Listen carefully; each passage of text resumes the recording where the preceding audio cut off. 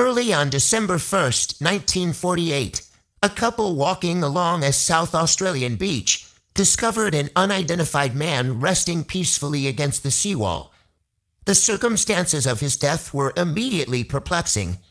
He was smartly dressed and in peak physical condition, yet he carried no identification, and all branding had been removed from his clothing. The autopsy revealed highly developed calf muscles and a distinct wedge shape to his toes. These physical markers suggested he spent his life wearing tightly pointed boots or high-heeled shoes, much like a professional dancer. He also carried two incredibly rare genetic markers. He had a condition called hypodontia, meaning he was naturally missing specific lateral teeth, and an upper ear hollow significantly larger than the lower one.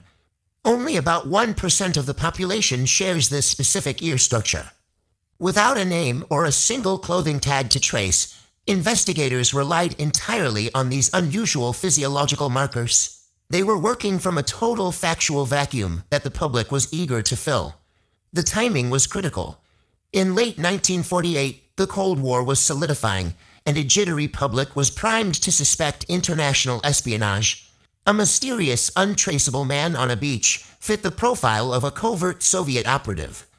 The medical evidence deepened this suspicion.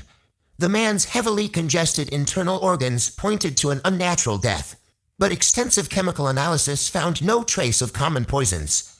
A leading pharmacologist testified that certain lethal agents, like a rare cardiac glycoside called strofanthin, could trigger rapid heart failure and then decompose so quickly that they would leave no detectable signature. Months later, investigators re-examining the dead man's trousers found a hidden fob pocket stitched deep inside the lining. Curled tightly within it was a tiny scrap of printed paper, bearing two words, tamam shud.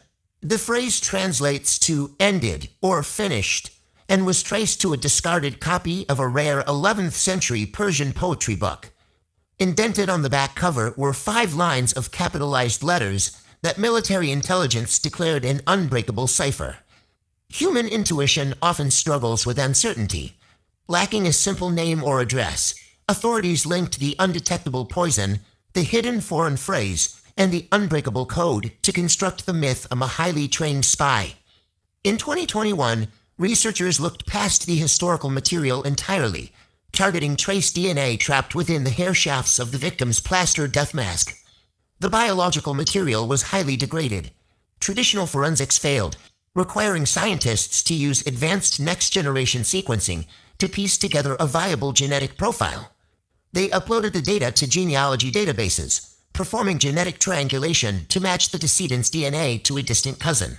Cross-referencing these matches with historical archives, researchers traced thousands of relatives until the paths converged on a single family group in Victoria. The Somerton man was Carl Webb. He was a 43-year-old electrical engineer from Melbourne who vanished from public records in April 1947. Modern genomics bypassed the historical ambiguity by extracting an irrefutable biological truth directly from the remains. Identifying Webb immediately recontextualized his possessions. The sharpened instruments, the piece of zinc, and the stenciling brush found in his luggage align with the everyday tools of an electrical engineer and instrument maker. The missing clothing tags and the items marked T. Keane have a domestic origin. Webb had an older sister married to Thomas Keane, suggesting he was wearing his brother-in-law's hand-me-downs. The unbreakable cipher found in the back of the book also has a practical explanation. Webb was an avid punter, and the sequence of letters was a mundane shorthand system used to track horse betting.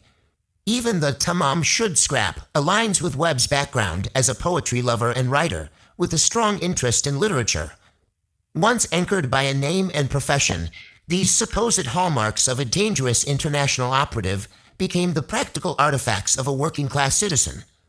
Webb's real motive for traveling to South Australia was rooted in personal tragedy.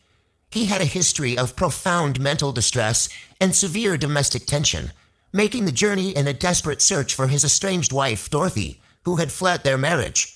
Webb traveled to the coast near where Dorothy had relocated, failed to find reconciliation, and eventually succumbed to profound isolation on the beach.